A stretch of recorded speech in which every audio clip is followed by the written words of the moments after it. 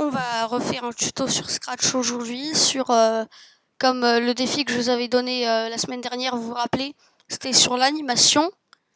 Et ben aujourd'hui, je vais vous faire un tuto sur comment faire une bonne animation avec les costumes. Vous vous rappelez, on avait vu les 3 onglets là, en haut. Il y a les scripts, là où vous programmez, des costumes, où vous pouvez faire de nouveaux costumes. Et les sons, où vous pouvez enregistrer des sons ou les jouer, des sons qui étaient déjà enregistrés sur l'application. Donc là, on va pas regarder les sons, on va plutôt regarder les costumes et les scripts. Donc, comme Arthur, vous vous rappelez la dernière fois, il nous avait montré quelque chose de très intéressant où un chat mangeait un donut en bougeant la bouche. Et ben, j'ai voulu faire pareil pour vous montrer ce que ça donne. Donc, voici ce que ça donne. Et ensuite, je vais vous montrer comment on fait pour faire quelque chose comme ça. Voilà, je lance.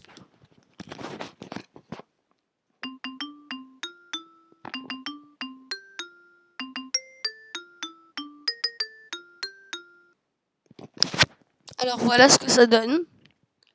J'ai mis une petite musique de fond d'anniversaire. Et donc, je vais vous montrer comment on fait ça. Donc, on va remettre les costumes au départ. Donc, vous voyez votre chat, vous allez vous cliquer dessus. Donc voilà, vous allez dans costume. Et là, au départ, vous allez avoir que ce costume-là et un autre costume différent, pas lui. Donc, vous pouvez cliquer sur ce costume et faire la croix pour l'enlever, pour qu'il vous reste que ce costume-là. Donc, ce que vous allez faire ensuite, c'est que vous pouvez faire duplicate. Ça veut dire que vous dupliquez votre costume. Hop, donc je l'ai dupliqué là, vous voyez. Là, c'est celui de base. Là, c'est celui que j'ai dupliqué. Il s'appelle costume 5. Et donc là, vous allez sur Reshape, ça veut dire reformer. Vous pouvez cliquer sur n'importe quelle partie du corps pour la reformer et la faire changer de forme. Donc là, par exemple, si j'ai envie qu'il ouvre la bouche très grand, je fais ça, je prends le point du milieu et je l'agrandis. Et donc là, on peut voir qu'il y a une bouche grande ouverte. Alors, là, ça fait un peu bizarre. Je vais la désagrandir un tout petit peu. Hop, voilà. Donc là, sa bouche, on peut la faire grande comme ça. Voilà, donc là, elle est bien ouverte. Donc, par exemple, là, c'est ce que j'ai fait. Et donc là, vous avez un nouveau costume qui a une bouche grande ouverte. Vous pouvez les déplacer en cliquant dessus longtemps et en le déplaçant sur un autre endroit. Donc, ensuite, vous faites autant de costumes que vous voulez jusqu'à ce que vous voyez que la bouche se ferme. Par exemple, vous voulez que sa bouche se ferme. Donc là, j'ai fait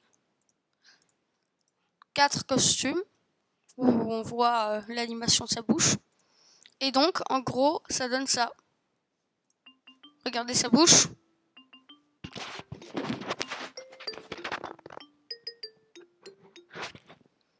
Et donc, il ouvre et il ferme sa bouche.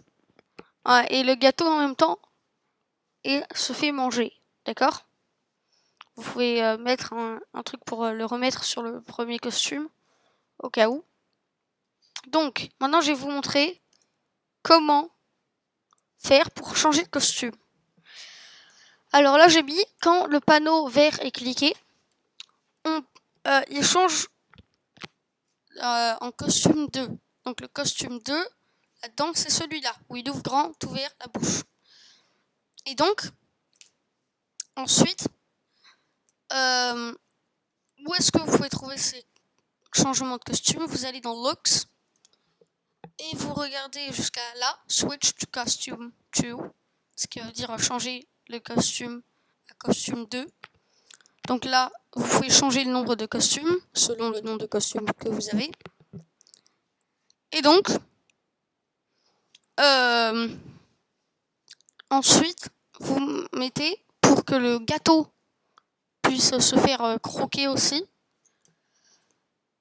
vous mettez un message. Donc les messages, en gros, c'est très simple. Quand vous avez un vous avez un lutin qui envoie un message. Donc broadcast, ça veut dire envoyer. Donc message 1, d'accord? Et donc,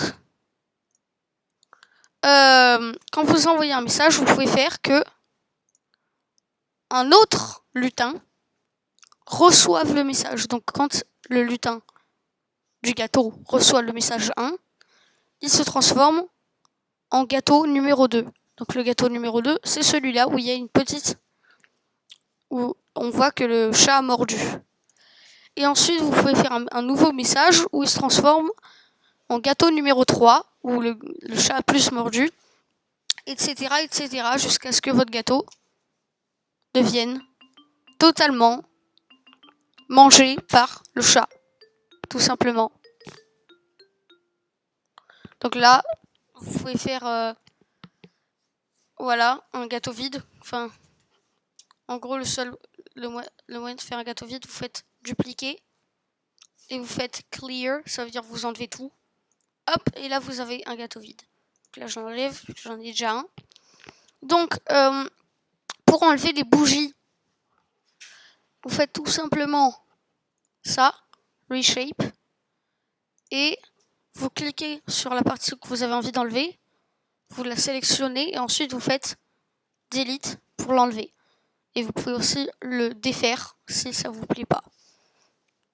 Donc voilà comment on fait changer de costume votre gâteau pour qu'il se fasse croquer par le chat. Vous pouvez faire ceci avec n'importe quel lutin, on est d'accord. Hop.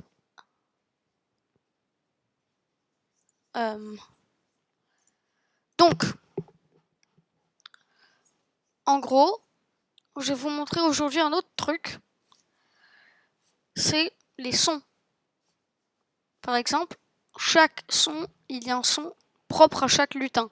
Par exemple, pour le chat, c'est miaou. Donc, je vais vous laisser écouter. Voilà le chat, le son du chat. Et vous pouvez aussi cliquer sur la flèche du bas là et faire record. Ça veut dire que vous allez vous enregistrer pour faire un nouveau son. Donc vous pouvez créer vos sons quand vous voulez. Aussi un petit truc intéressant, c'est que quand vous faites votre programme, là, vous voyez, il faut faire attendre au moins une seconde votre chat avant qu'il croque une deuxième fois, parce que ce serait bizarre qu'il mange hyper vite le gâteau. Parce qu'après, si vous enlevez tout ça, il va vous le manger en une seconde, même pas. Donc ce serait un peu idiot. À moins que vous vouliez que votre chat mange un gâteau en à peine 0,5 secondes. Bref. Donc les sons, vous pouvez juste jouer ce son jusqu'à ce qu'une autre action le succède. Par exemple, imaginons que je fais ça. Et ben vous allez l'entendre. Écoutez.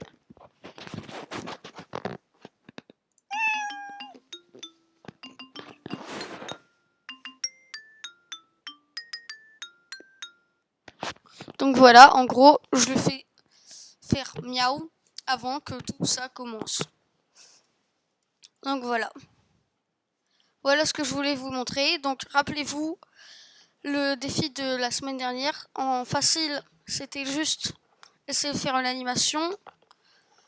Le moyen, c'était de faire une interaction, mais en animation. Et le compliqué, c'était de faire une animation hyper bien détaillée et avec une interaction. Genre, ils interagissent en se faisant coucou, par exemple. Vous mettez 2 lutins qui se font coucou grâce à la technique que je vous ai apprise, ok?